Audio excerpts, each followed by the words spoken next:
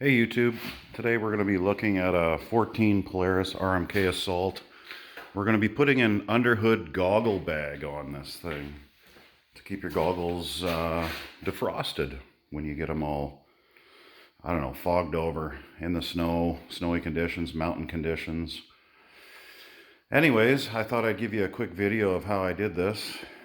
And here's the goggle bag, of course.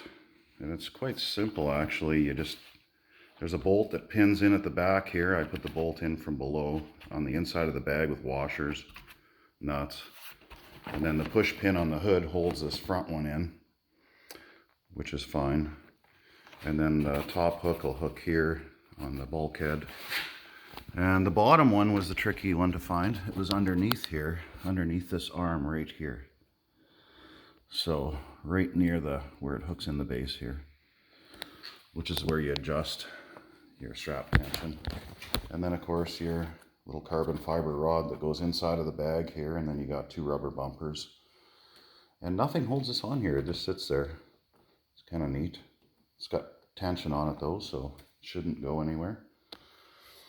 But anyways, that's how that works. And in order to get to this point, you have to pull the hood off, which is 240s Torx bolts, two push pin clips here. You just take the center pins out and then they pull out both sides. And of course your side panels, which is pretty easy.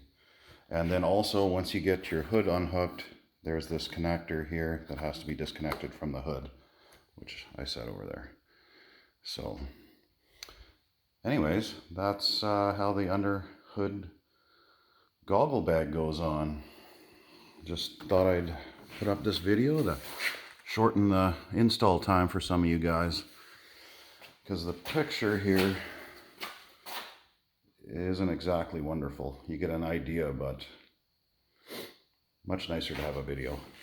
So anyways, thanks you guys. Like and subscribe. Till next time.